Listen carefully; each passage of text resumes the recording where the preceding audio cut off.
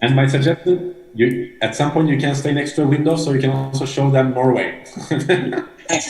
Okay, yeah, sure. Evet, yayındayız. Arkadaşlar herkese merhabalar. Bugün çok güzel bir gün bizim için. Çok değerli bir konuğumuz var. Perçin'le birlikte tüm dünyayı 2 kere gezen ilk kişiyi ağırlıyoruz. Perçin tanıtıyor olacak. Kendisi de bizleri tanıtıyor olacak. Perçin, sözü sana vereyim ben. Sen bugün biraz daha yürütüyor olacaksın. Tamamdır. Okay. Shortly to Gunnar. I'm going to introduce you very shortly and I'll give the word to you, okay? Merhaba arkadaşlar. Ben Perçin. Biliyorsunuz zaten diğer haftalardan. Bugün ben konuşmacılıktan daha çok tercümanlık görevini üstleneceğim. Ve Gunnar isimli arkadaşımızı davet ettik. Benim de 2 senedir tanıdığım, hatta İstanbul'a da 2 kere geldi bu dönemde. Gunnar'ın ben seyahatlerimi anlattığımda diyorum ya, kaç ülkeye gittin Perçin diye soruyorlar. Kaç ülkeye gittin Burak? Söyle bir daha tekrar. Hatırla. Ben 7 ülke, 8 ülke. Tamam. Benim kaç? Onu hatırlıyor musun? 83. 83. Tam rakamı hatırlıyorsun. Ben 83 deyince insanlar ne diyor? Oo, çok büyük ülke. Gunnar'ı ilk defa tanıyanlar için sorayım tahmininizi. YouTube'dan da yazabilirler. Sizce Gunnar kaç ülkeye gitti dünyada? Evet. Cevabını bir 5 saniye sonra vereceğim. Siz yazın. Yazabilirler. Gunnar dünyadaki her ülkeye gitti arkadaşlar. Her ülkeye. Kuzey Kore, Çin, Avustralya, Amerika, Norveç zaten kendi ülkesi Türkiye. Bu dediklerimin çoğunu anlıyordum, ülkeleri saydığım için zaten. Gunnar, you're understanding most of what I said, so I don't translate this. Ve Yes. dünyadaki her ülke sadece birer kere değil, ikişer kere gitti. Şu an 42 yaşında yanlış tanımıyorsam, çok da genç bir yaşta gitti. Şimdi Gunnar bize kendi hikayesini anlatacak. Nasıl gezmeye başladı, bunu nasıl yaptı. Çünkü dünyanın her ülkesine gitmek gerçekten çok imkansız gözüken bir şey. Ben Gunnar'ı tanıdıktan sonra bunun mümkün olabileceğini gördüm. Benim de hayattaki amaçlarımdan biri dünyadaki her ülkeye gitmek. Şimdi ben sözü Gunnar'a vereceğim. Gunnar anlattıkça, İngilizce konuşacağı için ben oralarda çevireceğim.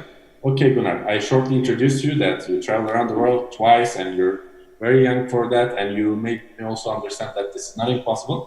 So we'll give the word to you, so please start. And again, every now and then I will translate it into Turkish. Welcome Gunnar, hoş geldin Gunnar.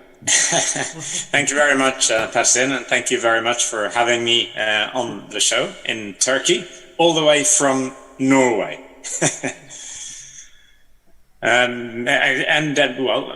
Do you want to translate or should I just keep going? Okay, I'll translate this part as well. Arkadaşlar merhabalar. Ben bu arada direkt onun ağzından konuşuyormuş gibi çevireceğim. Gunnar böyle dedi demeyeceğim. Direkt ben söyleyeceğim. Benim dediklerim Gunnar'ın çevireceğim. Ben ekstra bir not belirteceksem onu belirteceğim. Çok memnunum burada olmaktan, sizleri görmekten. Beni davet ettiğiniz için teşekkürler.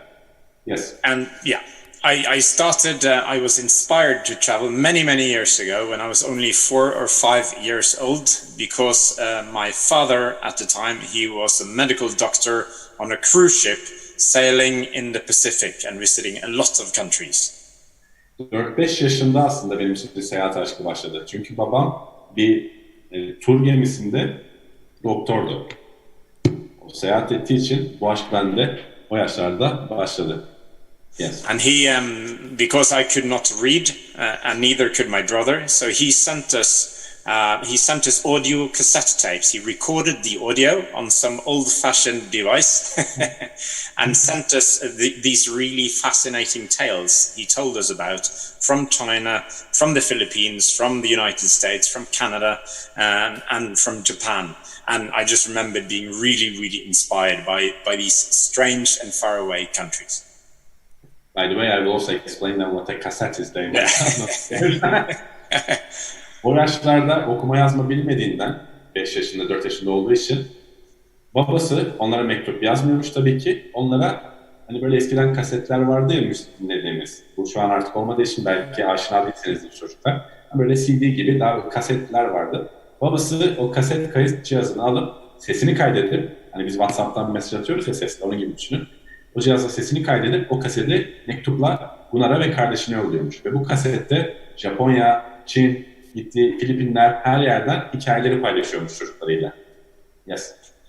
And once every month, or 2 times every month, our dad sent us the cassette tapes via the mail service, and it took 2 or 3 weeks for it to arrive from the other side of the world. And my brother and me were so eager to see if there was another cassette that we ran down to the mailbox every single day. And if there was a cassette, when there was a cassette, we ran back up, put it into the cassette player, and pressed play to listen to more tales from our father. O zamanlarda tabii kaset, yani internetten yollanmadığı için, kaseti mektupla yolladığı için, bu kasetin onlara gelmesi, Norveç'e gelmesi, babası çünkü Pasifik Okyanusu'ndaymış genelde, son bir mesafe olduğu için 3-4 hafta sürüyormuş. O yüzden ne zaman geleceği belli olmadığı için her gün posta kutusuna koşup kaset gelmiş mi diye bakıyorlarmış. Kasetin geldiği günde ilk yaptıkları şey, kaseti alıp eve koşup hemen kaset çaları koyup babalarının hikayelerini dinlemek oluyormuş. Yes. And then, I remember telling my mother that when I grow up to be an adult, to be old, I also want to travel like my father. And then many years later, I started traveling. When I was 17, I traveled around Europe by train. I lived in the United States. I lived in Ireland. I lived in the UK. And gradually, I just knew that I wanted to see more fascinating countries. You did all this by your 17, by the way, US, UK? Or well, when I was 17, I traveled in Europe, and when I was 17 and a half, I moved to the United States, and so on. So and then I continued traveling when I was 24, 23, something like that. Okay. O babaların hikayelerinden sonra Gunnar demiş ki annesine, ben büyüyünce gezgin olacağım babam diyor. Ve 17 yaşında başlamış tüm Avrupa'yı trenle gezmeye. Sonrasında Amerika'da yaşamış bir süre. Sonra Avrupa'da tekrar yaşamış. Sonra diğer kıtalara gitmeye başlamış. Daha 17 yaşında başlamış tüm bunlara. O zamandan beri sık sık hayatında seyahat var zaten. Yes. I remember traveling to Central Asia, to some countries one country called Kyrgyzstan and one country called Kazakhstan. And these are 2 out of 7 countries in the world that end with stan. And I traveled there with my brother, and we were received so well. There were almost no tourists, and local people, they invited us for dinners. They took us into the mountains, and they were so friendly to us. And then I promised myself that I want to see all the stan countries, all 7 of them. Genç yaşlarında Orta Asya'ya gitmiş. Orta Asya'da da Kazakistan'a ve Kırgızistan'a gitmiş arkadaşlar. Bu Stan'la biten birkaç tane ülke var. 7 tane varmış, o öyle söyledi. O iki ülke, Kazakistan ve Kırgızistan. Eskiden özellikle o ülkeler çok turist almadığı için o zaman gittiklerinde, ki hala öyle, bu benim kendi yorumum, çok misafirperver ülkeler. Ama o zaman gittiklerinde inanılmaz bir misafirperverlikle karşılaşmışlar. Herkes ağırlamış, yemeğe çağırmış ve demişler ki biz tüm bu Orta Asya'daki ve Stan'la biten ülkelere gidip bu insanlarla tanışmalıyız. Yes. And then, and this was when I was 29 years old. It was in 2004. And then I finished all these countries, all the stan countries, and I said, wow, I want to travel even more. And then I needed another goal, and then I decided to see every country in the world. And I started saving up everything, as much money as I could from my job, and I put it into the bank account. And every time I had enough money for a plane ticket or a boat ticket, then I traveled again. Avrupa, Amerika buralardan sonra ve bu 2 ülkeden sonra tüm Orta Asya'yı gezmiş bu sefer. İşte diğer ülkeler de bu arada Tacikistan, Özbekistan, Türkmenistan buraları gezdikten sonra demiş ki bana yeni bir şey gerekiyor, macera gerekiyor ve bu sefer dünyadaki her ülkeye gitmeye karar vermiş. Bu karar verdiğinde de 29 yaşlarındaymış bu arada. Ve o günden kazandığı her parayı seyahat için ayırmış, kenara koymuş. Alır almaz parasını nereden kazanıyorsa işte bankaya koymuş ve bunu hep seyahat için harcamış. Yes, Gunnar. And then in 2013, when I was 37 years old, I visited the last country in the world, number 198, the last country for me, and that's a country in Africa called Cape Verde. It's the westernmost country of Africa, and it's an island nation. Ve dünyadaki her ülkeye gitme macerasını ya da görevini ya da misyonu ne derseniz 37 yaşında 2013'te tamamlamış. Gittiği son ülkede Afrika'nın batısındaki Cape Verde, Cape Verde isimli ülke olmuş. 198. Bu arada ufak bir bilgi vermek istiyorum. Ülke sayısı değişebiliyor kaynaklara göre. Bazı ülkeler tanındı, bazıları tanınmadığı için. Ama bunun listesinde 198 ülke varmış. 197. Afrika'daki Cape Verde olmuş. 37 yaşında tüm dünyayı gezmiş. Yes. And I had a big party in Cape Verde with two of my brothers and one of my sisters. I have 3 brothers and 3 sisters, so it's a big family for Norway. And they came, and several of my friends came, and we had a big party in Cape Verde. And this was a few years ago, 7 years ago. And later, I was writing a book, and I had to go back to some of these countries, and I decided to travel to all the countries one more time. Son ülkeye gittiğinde, Cape Verde'ye gittiğinde, bu arada 3 erkek kardeşi, 3 kız kardeşi var. Yani, pardon, 2 erkek kardeşi, 3 kız kardeşi. Toplam artık 6 kardeşlermiş. Norveç için de büyük bir sayı, onu da ekledi. Tüm kardeşleri Cape Verde'ye uçmuş onun yanına. Ve orada kutlamışlar bunu. Parti yapmışlar. Bunu birlikte kutlamışlar. Sonrasında eve döndükten sonra bir seyahat kitabı çıkardı buna. Şu an İngilizce sadece ama o linki paylaşabiliriz sonrasında. Ve dedi ki ya ben bu kitapta yazdıklarımı tekrar, bu yorumu o yapmadı tabii de tekrar hatırlamak için bu ülkeleri tekrar gideyim. Dünyayı 2. kere gezmeye başladı bu sefer de. And to travel, one of the reasons I have spent all my money and so much time on travel is that I really like getting to know other people from different countries, to learn about their backgrounds and their different cultures, to try different kinds of food in other countries, to see how they live their lives there. And as you know, people in Norway, they have quite a different life than in Turkey. People in many African countries have totally different lives, and so on. And I really wanted to see this for myself. Of course, I could watch television and movies, I could read books, and I did all of these things. But I also really wanted to see and experience this all by myself and meet people from all these countries. And it's really taught me a lot. Beni motive eden en büyük şey seyahatte gidip görmenin yanı sıra oradaki kültürleri tanımak, oradaki insanları tanımak, oradaki insanlarla bir arada olmak. Bunu filmlerde ya da belgesellerde de görebilirdim ama ben bunu bir fiil giderek kendim deneyimlemek istedim. Çünkü gördüm ki Norveç'teki birinin hayatıyla Türkiye'deki birinin hayatı çok farklı. Afrika'daki birinin hayatı çok farklı. Ya da başka bir ülkedeki birinin hayatı çok farklı. Bu farklılıkları görmek, kültürleri ve insanları tanımak istedim. Seyahat etmemin de en büyük sebebi bu. And I would really recommend you as well to maybe save up or maybe ask your parents to travel to. It doesn't have to be outside your own country. It can be a different part of Turkey. It can also be, and I think that's always the best way to start little. So you don't have to travel so far, but to learn about traveling and to see how it works and to see if you like it. And if you do, then you travel a little bit further, maybe to a neighboring country, maybe to Greece, maybe to Bulgaria, maybe to Iran, I don't know, or somewhere not very far away, or maybe somewhere in Europe or North America. And then many of you will really cherish it. You really love to travel, and it's almost like an illness, almost like a virus. But it's a virus you would like to have because it gives you so much to see all these places. And you always want more. Like Corona. Like Corona, yes. Önerim burada şimdiden para biriktirmeye aşıklarınızdan başlayabilirsiniz. Anne babanızla ben ileride seyahat edeceğim. Ufak ufak kenara koyabilirsiniz.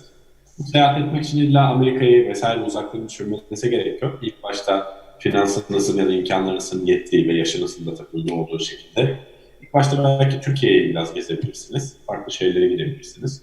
Kendi diğer kısımlarına gidebilirsiniz. Ufaktan başlamayı öneririm. Hem daha rahat hem daha kolay isterseniz. Sonra belki komşu ülkelere gidebilirsiniz. Yunanistan'a, Bulgaristan'a, Gürcistan'a, İran'a buralara gidebilirsiniz. Ve bunu yaptıkça zaten seyahatin bir virüs gibi olduğunu göreceksiniz. Kanınıza bir kere girdi mi daha fazlasını yapmak isteyeceksiniz. Ve sizin için bir hayat tarzı, çoğunuz için en azından önemli bir hayat tarzı ve hayatınıza katkı sağlayacak bir unsur olacaktır. And in preparations for this, I mean, maybe you cannot travel very soon. We don't know how long the coronavirus will last, for instance. And maybe you have to save up money, or your parents or family have to save up money.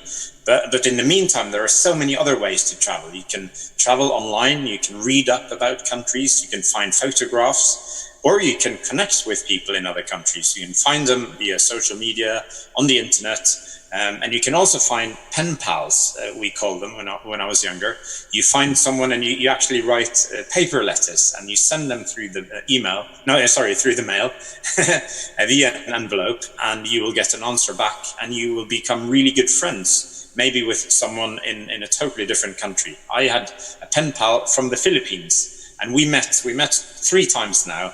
He has visited me in Norway, we met in Iceland, and I visited him in the United States, where he now lives. So there are many possible ways of travel without travel. I had one from Italy, by the way. We are Facebook friends. Very good. Yes. Seyahat etmek için belki şu an yaşınız çok erken olabilir ya da finansal durum olmayabilir. Ama seyahat etmenin şu an mümkün olmasa bile, ya da koronavirüsten dolayı da yere gidemiyoruz şu an. Şu anki durumda seyahat etmek mümkün olmasa bile ya da yakın gelecekte seyahat etmenin tek yolu seyahat etmek değil. Haritalara bakabilir, seyahat belgeselleri izleyebilir, farklı ülkelerde insanlarla iletişimde olabilir. Benim gençliğimde bir mektup arkadaşım vardı diye devam ediyor söze Güner.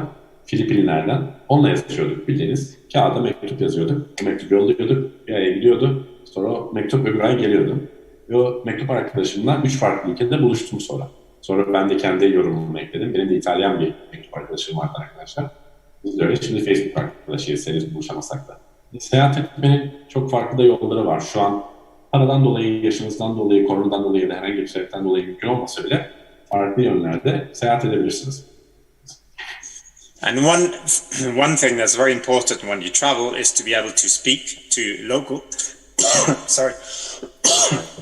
to speak to local people, and the best way then is to learn their language. Of course, you can't learn every language, but to learn English or French or Spanish, those 3 are maybe the best languages for travel. When I was 11 years old, and in school, I was going to start to learn English. And I really hated it. I thought it was stupid, it was difficult, I did not understand why I should learn English. But then we traveled with my family on holiday to England, and I met so many friends, and then I understood that how useful it was to know English. So that's also one way of preparing for future travels. It's to learn 1 or 2 or even more languages if you're really good with languages. And so I would really recommend to learn at least English and maybe 1 or 2 other languages as well. Seyahat etmek için en önemli unsurlardan biri tabii ki oradaki insanlarla anlaşabilmek. Her ülkedeki her dili öğrenemeyeceğimiz için ama en çok konuşulan dilleri öğrenerek başlayabilirsiniz. Öncelikle İngilizce tabii ki. Sonra bir hikayesini anlattı bundan sonra. Dedi ki 11 yaşında ben İngilizce öğrenmeye başladım ve ilk başta İngilizcenin aptal bir dil ve zor bir dil olduğunu düşünüyordum. Öğrenmek istemiyordum ama sonra ailemle İngiltere'ye gittiğimizde bu dili konuşmam gerektiğini, ne kadar önemli olduğunu anladım. O yüzden İngilizce, Fransızca ve İspanyolca, sadece İngilizce de yeterli olmakla birlikte üstüne bir de Fransızca, İspanyolca öğrenirseniz zaten dünyada birçok insanla rahatça konuşabilirsiniz. Ve bu sizin seyahat ve çok daha anlamlı kılacaktır. Çünkü farklı kültürlerden insanlarla diyalog kurabileceksiniz ve kolaylaştıracaktır. O yüzden özellikle yaşınız erkenken şu an gezemezseniz bile gelecekteki seyahatlerinize hazırlanmak adına dil öğrenebilirsiniz. Ama öncelikle tabii ki İngilizce. And the reason I say English and Spanish and French is that English is maybe the widest spoken. It is the widest spoken language in the world. So almost everybody knows English when they're getting a little bit older. Then you have French is spoken, of course, in France, but also in many countries in Africa. And then you have Spanish, which is spoken in almost all of America, especially in South America, but also in many countries in North, in Mexico, Nicaragua, and so on. And also one country in Africa, Equatorial Guinea, they also speak Spanish. And then if you want to be even more adventurous, then maybe Arabic, which is spoken in many countries in the Middle East, is also a good language. And of course, we have Chinese, which is spoken in by 1.4 billion people. But that's a very difficult language. I try to learn it, and it's very hard. Dil konusunda önerim İngilizce, tabii ki bir dünya dili. Hemen hemen her yerde herkes az da olsa konuşuyor. O herkese bir şekilde iletişim kurmanızı sağlar. Sonrasında İngilizceden sonra Fransızca öğrenmenizi ve İspanyolca öğrenmenizi öneririm. Çünkü Fransa hemen hemen tüm Afrika'da konuşulmakta. İspanyolca tüm Latin Amerika'da konuşulmakta. Onun dışında daha da ileri gitmek isterseniz ileride Arapça öğrenebilirsiniz. Orta Doğu'da çok rahat iletişim kurabilmek adına. Ve 1.5 milyar kişinin konuştuğu Çince'yi belki. O tek ülkede konuşulursa da nüfusu çok olduğu için o da faydalı olabilir. Bu benim de kişisel yorumum. I will add a personal comment on it, on Russian. Rusça öğrenirseniz o da eski Sovyet ülkelerinde çok rahat hareket etmenizi sağlar. Rusya, tüm bu Kazakistan, Kırgızistan vesairelerde çok rahat seyahat edersiniz. Bu dillerin her birini tabii ki mükemmel öğrenmenize gerek yok ama İngilizceyi çok iyi ya da nispeten iyi konuştuktan ve diğerlerini sohbet edebilecek kadar konuştuktan sonra çok rahat edersiniz. Ve dil öğrenmek zevkli tabii ki. Yes. And of course, you are also very welcome to learn Norwegian. It's very... Norveçli öğrenmeye davet ediyorum. It's a very small language. There are only 5.5 million people in Norway. But I will teach you one thing that maybe you can remember. So I'm going to say, my name is Gunnar, and I have a good friend in Turkey called Perçin. So jeg heter Gunnar, og jeg har en veldig god venn i Tyrkia. Han heter Perçin. Let's break it down. So first let me tell you so they can practice home, and I also want Burak to practice. Şimdi dedik ki Norveççe öğrenmeye de sizi davet ediyorum. Ufak bir dil olsa da sadece 5 milyon kişinin konuştuğu. Ama en azından burada size bir cümle öğreteyim dedi. Öğreteceği cümle de şu, bunu Norveççe söyleyecek şimdi. Demin söyledi de tek tek söyleyeceğiz. Biz de tekrarlayacağız onunla birlikte. Burak sen de tekrarla lütfen. Benim adım Gunnar ve Türkiye'de Perçin isimli iyi bir arkadaşım var. Okay, Gunnar, so if you could like break it down like to 2 or 3 sentences so we can repeat after you. Yeah, okay. So first I'm going to say my name is Gunnar. Sonrasında şimdi benim ismim Gunnar diyecek. Sonra biz tekrarlayacağız. Yes. So please replace your name with Gunnar, of course. So. Benim ismim işte Ahmet Mehmet Perçin diye söyleyin. Gunnar söyledikten sonra ben tekrarlayacağım. Sonra Burak tekrarlarken siz de kendiniz tekrarlayın. Yes. Jeg heter Gunnar. Jeg heter Perçin. Jeg heter Burak. Veldig bra. Very good, very good. Yeah. Heiter ismini. Yes, Gunnar, continue. Well, as I said, veldig bra, that means very good. Veldig bra. Veldig bra. Çok iyi. Veldig bra demekmiş Norveççe'de. Veldig bra. Yes. And of course, I can also say I am from Norway. I can say I am from Turkey. That's more useful for you to know. So, jeg fra Tyrkia. Jeg fra Tyrkia. Türkiye'den demek. Jeg fra Türkiye. Türkiye. Burak, jeg fra Türkiye. Jeg fra Turkey. Veldig bra, veldig bra. Again, can you say Turkey in Norwegian, please, Gunnar? Tyrkia. Yeah. Tyrkia, yes. And then I can have one last sentence, and that's I have a good friend, and I'm not going to say Turkey because, but you can say a good friend in Norway. So I have a good friend in Norway. Jeg har en god venn i Norge. Jeg har en god venn i Norge. Norveçli iyi bir arkadaşım var demek. Can you please repeat one last time, Gunnar? Yeah. Jeg har en god venn i Norge. Jeg har en god venn i Norge. Very good. Veldig bra. Bir uç kaçıyor. Can you repeat one last time for Burak? Jeg har en god venn. Jeg har en God venn. Jeg har en god venn. Ben daha İngilizceyi çat pat konuşuyorum. Norveç benim için biraz sesle ben. I can't even speak English. Don't make me speak English. So if I repeat it one more time, he will not have a good friend in Norway. Then he's so tired of me that he will not repeat this sentence. Ya şöyle bizim için çok güzel bir program oluyor. İzleyenler için de. Hatta sorular da yazmaya başladılar. Öncelikle ben kendisine çok teşekkür ederim. Hakikaten benim için en güzel yayınlardan bir tanesi. Kendisinden çok ilham aldım. Ben bir soruyla başlamak istiyorum. Hayalleri doğrultusunda karşılaştığı en büyük zorluk neydi acaba? Aile noktası, arkadaşları noktası, çevresi inanıyor muydu, inanmıyor muydu? Before, in the beginning, he asked like if you would like to add anything else, and then he has a little question for you. He's curious about one thing. So, would you like to receive the question now, or would you like to say something before? No, sure, yes. Please give me as many questions as you have. His question is, he's asking basically what was your greatest difficulty, and I'll open the question for you a bit. Like in Turkey, a lot of people say, okay, my family is not allowing me to travel, or rather than not allowing, but there's peer pressure that I don't travel, or finances, blah, blah, blah. So what was your biggest challenge as a young Norwegian on your traveling journey? Yeah, well, the most difficult bit in the beginning was to get money. So I had to work and to save up money. So that's then I had to, and when I had money, I had to buy plane tickets to travel far away. But then you also need visas in quite a few countries. And to some countries, to get a visa, which is a piece of paper in your passport, that can be very, very difficult. And you have to go to the embassy, you have to write applications, sometimes you have to go for an interview.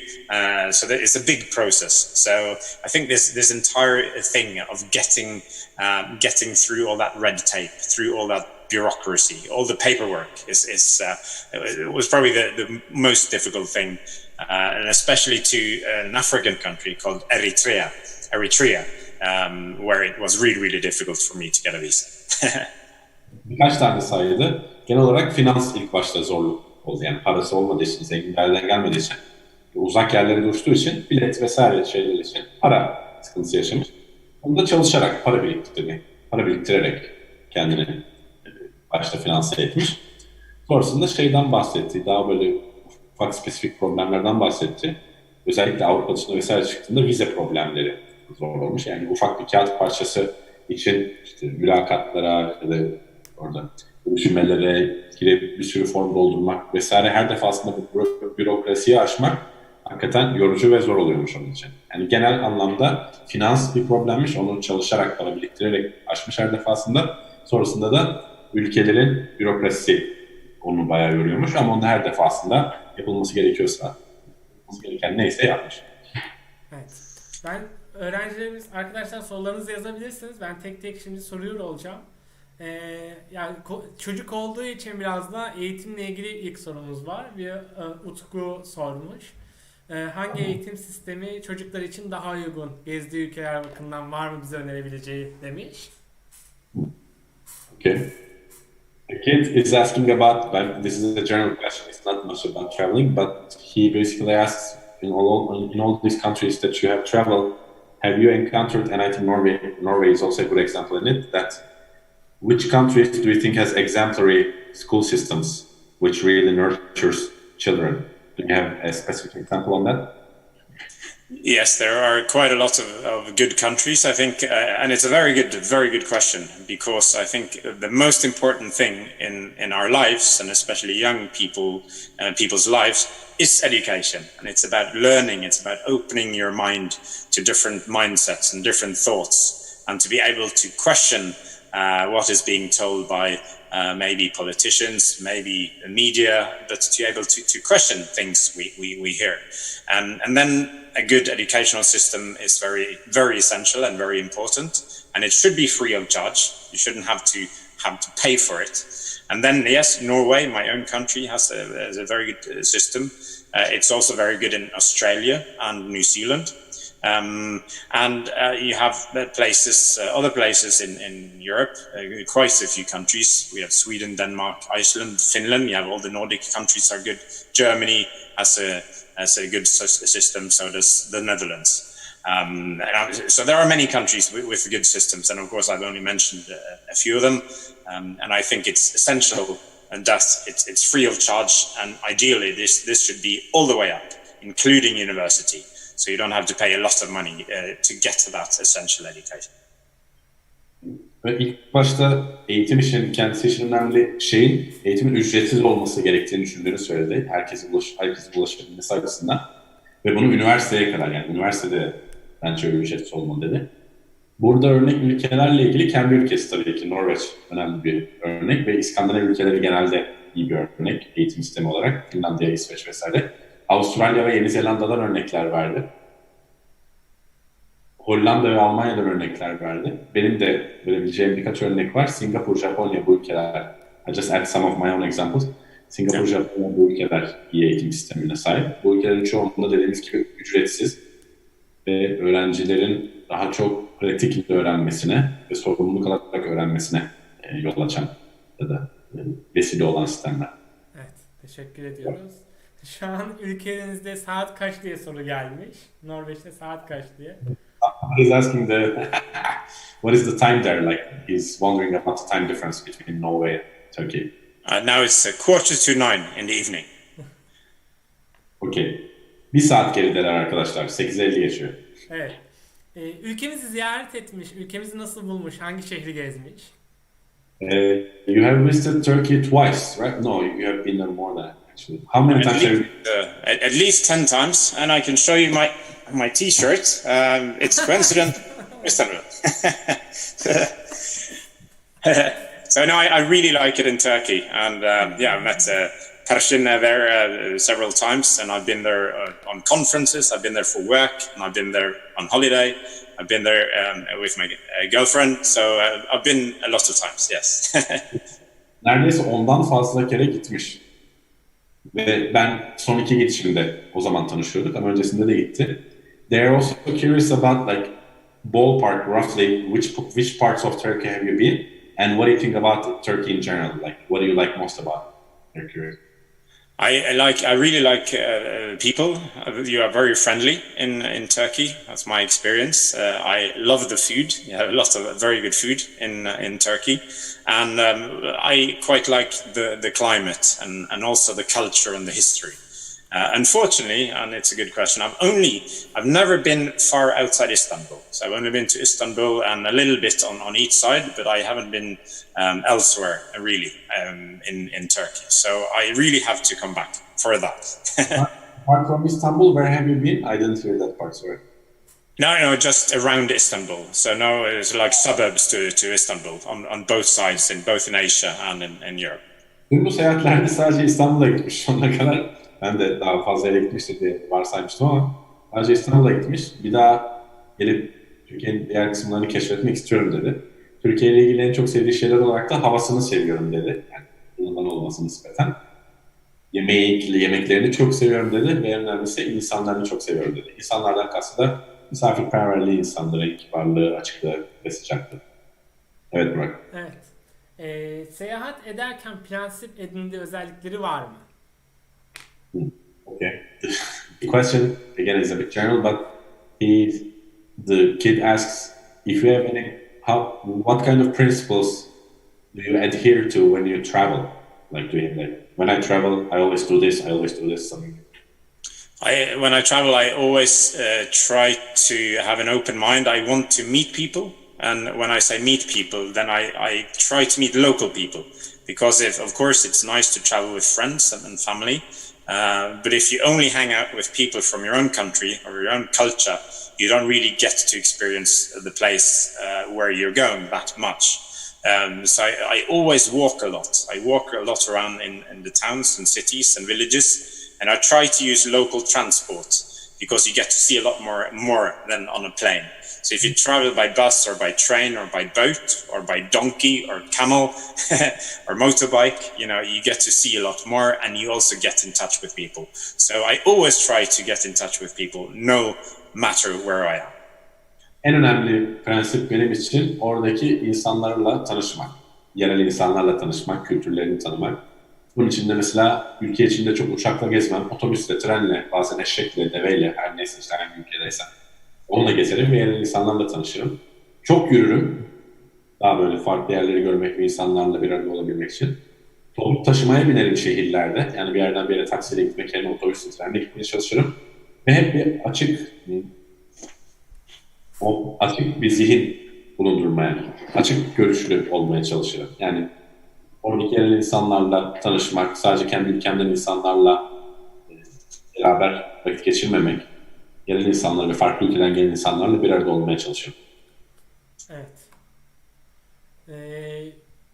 Ülkeleri gezerken, tabii çocuk olduğu için tekrardan, en ilginç yediği yemek nedir diye sormuşlar. Do you have any specific examples on one of the most interesting dishes that you have tasted anywhere around the world? Oh, I've tried a lot of different things. I've tried snakes in Vietnam and China. I've tried dog also in China. I've eaten cockroaches. Çin ve Vietnam'da yılanlar, Çin'de köpek, kara fatma. Yes. I've had worms in South Africa. I've had zebra. I've had crocodile. I've had alligator. Timsah, zebra.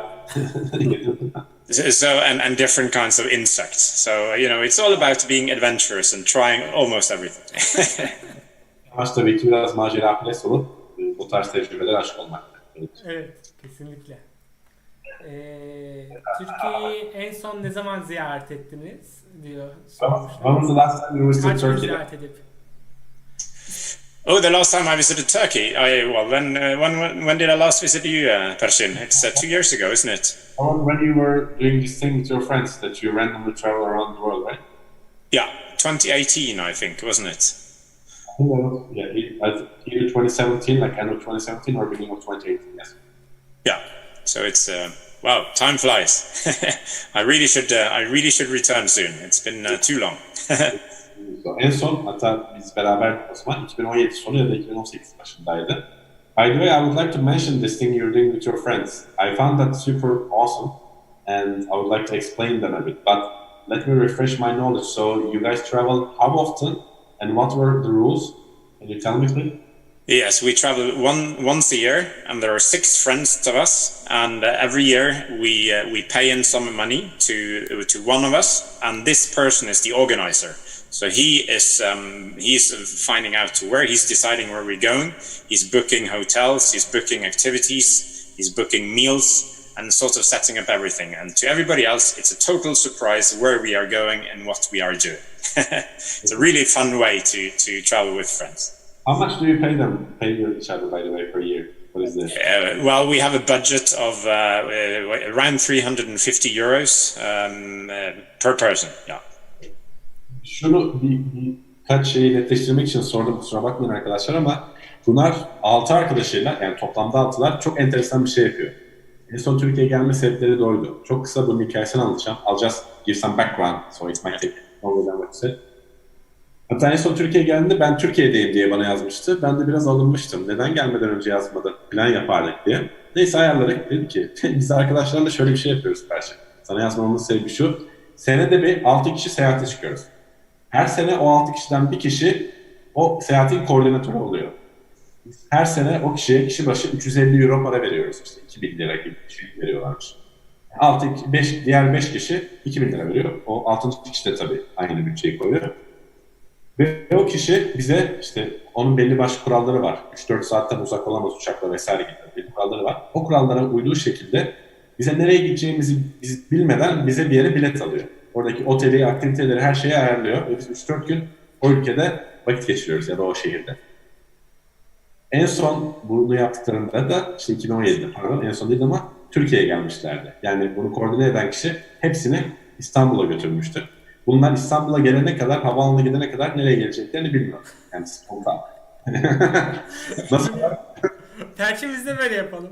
Ne yapalım ya? Bir 4 kişi daha lazım. Çocuklar.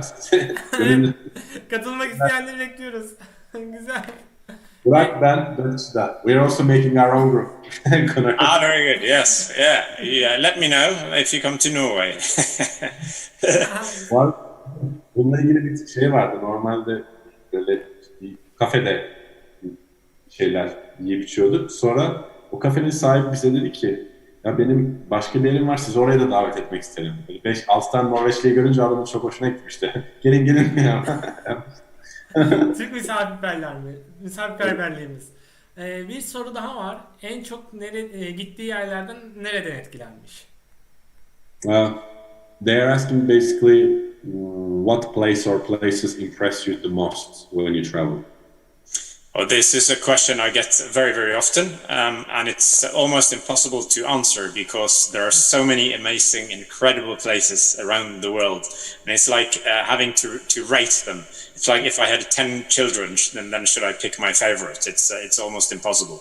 But no, there are, and it's also a little bit about the background. The person who is asking, is he or she interested in scenery, in nature? Is he or she interested in playgrounds or beaches, or they want to hike into the mountains, or food? There's so much that comes into such a question. So if I know the person, I will try to give an answer, and maybe recommend 5 or 10 different places that I think they will like based on their background. But like in general, it's very important, very difficult to answer such a question. Bana da çok bu soru geliyor bu arada, yani bu benim kendi yorumum. Bende de aynı cevap var, o da aynı şeyi söyledi. Bunun cevabını vermem mümkün değil. Bu bir şey gibi. 10 tane çocuğunuz olduğunu düşünün ve hangisi senin favori çocuğun diye bir soru. Her yerde çok farklı güzellikler var. O soran kişinin tamamen neyle ilgilendiğiyle çok ilintili. Siz doğa seviyorsanız çok farklı şeyler sizi etkileyebilir. Hüküm seviyorsanız çok farklı şeyler sizi etkileyebilir. Tarih seviyorsanız, şehir seviyorsanız. O yüzden buna cevap ver. Bu soru bana çok sık geliyor dedi. Yani buna spesifik bir cevabım yok maalesef. Çünkü haksızlık olur. Buna cevap vermem. Evet, son bir soru diyelim. Bir ülkeyi gezme tekniği nelerdir? Neler önerirsiniz diye yazmışlar. Çok genel bir soru. Az önce aslında söyledi. Yani giderken otobüslere, insanlarla kaynaşma, işte metro kullanma vesaire tarzında. So they repeated the similar question, so we'll skip that one. They basically ask like how do you travel a country, but you answered that. Sorusu gelmiş. Tüm dünyayı gezmiş ya kendisi. Tüm dünyayı gezerken ülkelere ne kadar vakit ayırıyor?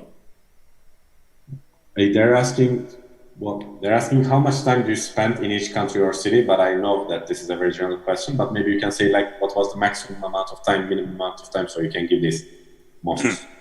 I've spent on average, I've been 1 week in every country, but of course, in addition, I have lived in 6 countries. I've lived in Norway, Denmark, UK, United States, Ireland, and Taiwan. So I don't count that as part of the average time. I've also stayed overnight. I slept in every country, and I don't think anyone else has done that, even in the Vatican. And in the Vatican, they don't have any hotels, so I had to sleep on the street. So I think the shortest I've been in a country is in the Vatican. It's 24 hours. And then the longest, I guess, is in Norway, where I live, where I've been for many, many years. Bunun farklı cevapları var. Ortalama ama ülke başı 1 haftadır diye hesap dedi. Ama 6 ülkede yaşadı hayat boyunca. Yani Norveç dışında İrlanda, Tayvan söyledi, Amerika, İngiltere, bir ülke daha söyledi şu an, onu hatırlayamadım. Ve sadece bazen bir gece kaldı. Yani her ülkede bir gece yattı en azından. Yani bu her ülkeye gitti dediğimizde şey sanmayın. İşte havaalanına indi, sonra geri başka yere uçtu değil. Her ülkede en az bir gece geçirmiş. Ve buna Vatikan'da dahil. Vatikan İtalya'nın içerisinde çok ufak bir yer ve Vatikan'da otel motel yok. Çünkü insanlar Roma'da kalıyor normalde. Vatikan onun içinde bir yer. Vatikan'da sokakta yatmış. Uyku tulumuyla geceyi sokakta geçirmiş. Yani Vatikan'da bile bir gece geçirmiş en azından. Can you tell me, the other 5 countries that you have lived, how long did you live in these countries? Well, in the US I lived for 1 year, in the UK for 3 years. İngiltere'de 3 sene yaşamış. in Taiwan only for a few months, and the same in Ireland. In Ireland, I was really young, so I can't remember much. And in Denmark for half a year. Tayvan ve İrlanda'da birkaç ay kalmış. İrlanda'da çok gençken kalmış. Diğer ülkede Danimarka benim hatırlamadığım. Orada da 6 ay yaşamış bu arada. Çok iyi. And of course in Norway, I've lived for a long time. Bir arkadaşımız yazmış, kapalı çarşıda gördüğümü hatırlıyorum diye. Gunnar'ın. One of the boys wrote that he commented that he remembers seeing you in the Grand Bazaar in Istanbul. Oh wow! Okay, well that's amazing. Hello. Maybe he can see some photos from. If they follow me on Instagram, they can see some photos from all over the world, also Turkey. Oradaki Türkiye fotoğraflarıma da bakabilirsin. Evet. Patron, şu an için sorularımız tamam. 45 dakikada oldu. Bence çok güzel bir yayın oldu. Ben 45 dakikanın nasıl geçtiğini hiç anlamadım. Çok keyifli geçti. Yani bunlara teşekkür ederiz bu güzel yayın için. İstanbul'a geldiği zaman kendisini ağırlamak isteyeceği burada rahat bir 15-20 kişilik bir ev sahibi de olmuş oldu. Her daim kendisini bekleriz. Başımızın üstünde yeri var. They're thanking you a lot, Gunnar, first of all, for being here. And he personally invites you to Istanbul, of course, next time, and me as well, you know that. And he also said there are at least 15 children there that would like to invite you to Istanbul. So you have to come. Brilliant. I will for sure let you know when I come. And thank you very much for having me.